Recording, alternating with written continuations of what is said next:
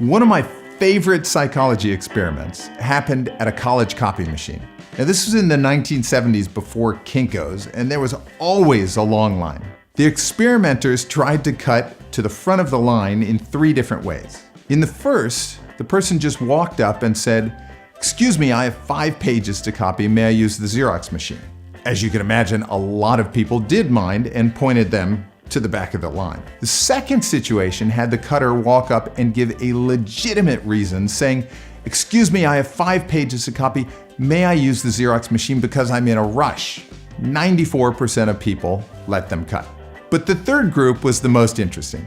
These people walked up to the front and said, "Excuse me, I have 5 pages to copy. May I use the Xerox machine because I have to make some copies?" Astoundingly, 93% of people said, "Oh, well, if you have to make some copies, come on in," and let them cut. Now, of course, everybody in line was waiting to make copies, but the simple use of the word "because" was enough to make that many people step aside.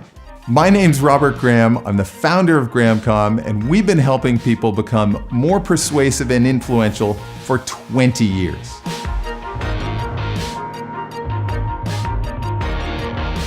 Today, I'm going to talk to you about one of the sharpest tools in your persuasion shed, the use of reasons. Now, the use of reasons is well documented, and it's a heuristic or shortcut that we teach in our new Persuasive Communicator training.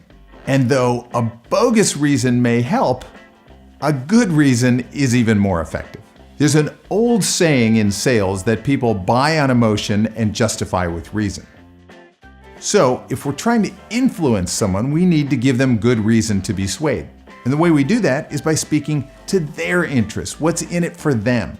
I'll give you an example. Let's say you're trying to convince your teenager to use their phone less. That will never happen. Yeah, I guess you're right. That's too hard.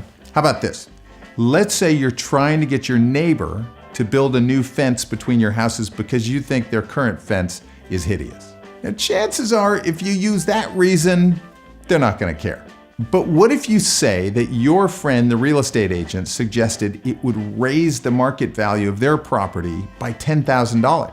Or that you saw their son, little Bodie, get his arm caught in the broken fence last week? Now you've got their attention. So next time you want to influence someone, come up with some good reasons and throw in the word "because." Tell them why they would benefit from your suggestion. Because once you do that, you're really ready to influence. We'd love to read your own best practices and thoughts on influencing in the comments section. And please share this video with everyone you know who wants to be more influential or persuasive. And if you like this, subscribe and you'll have the next one as soon as it's finished. And we've been helping people cut to the front of the line for 20 years. Our tagline is GrahamComm, cut to the front.